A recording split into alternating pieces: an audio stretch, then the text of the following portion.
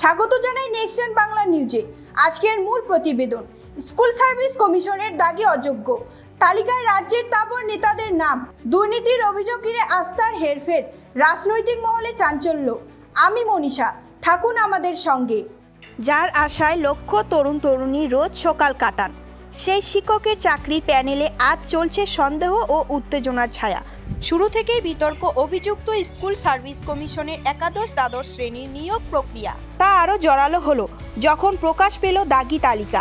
সেখানেই উঠে এলো একাধিক পরিচিত নাম। তালিকায় প্রথমত উঠে এসেছে প্রাক্তন শিক্ষামন্ত্রী পরেশ অধিকারীর মেয়ে অঙ্কিতা অধিকারীর নাম।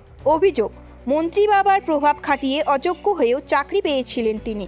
2018 সালে স্কুল সার্ভিস কমিশনের মাধ্যমে একাদশ দ্বাদশে নিয়োগ পেয়েছিল অঙ্কিতা। সেই সময় বিষয়টি নিয়ে প্রশ্ন তোলা হয় উচ্চ আদালতে। বাংলা সমাজ কেঁপে ওঠে বিস্ময়ে স্বজন পোষণের এই দৃষ্টান্তে।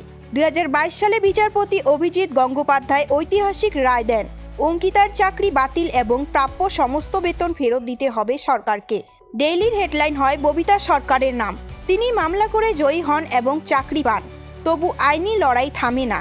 ববিতার মার্কশিট চ্যালেঞ্জ করেন অনামিকা রায়। শেষ পর্যন্ত তিনিও চাকরি হারান। আর নিয়োগ প্রক্রিয়ার বিশ্বাসযোগ্যতা পরে আরও বড় প্রশ্নের মুখে। 2025 ফেব্রুয়ারি মাস, 3 বছর পুরনো হাইকোর্টের রায় চ্যালেঞ্জ করে সুপ্রিম কোর্টে গেলেন অঙ্কিতা অধিকারী। তৎকালীন প্রধান বিচারপতি সঞ্জীব খান্নার বেঞ্চ আবেদন খারিজ করে জানায় এই নিয়োগ সন্দেহজনক, সঙ্গে স্পষ্ট বার্তা, স্বচ্ছতায় আদালত আপোষহীন।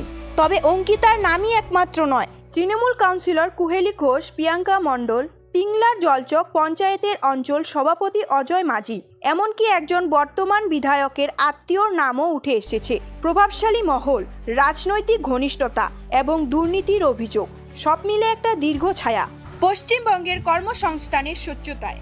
কমিশনের ওয়েবসাইটে প্রকাশিত সেই প্রথম তালিকায় প্রায় 761 জনের নাম ছিল বলে খবর। তবে কয়েক ঘন্টার মধ্যে তালিকাটি গায়েব করে দেওয়া হয়। এরই ফলে আরও বাড়ে রহস্য আর সন্দেহ।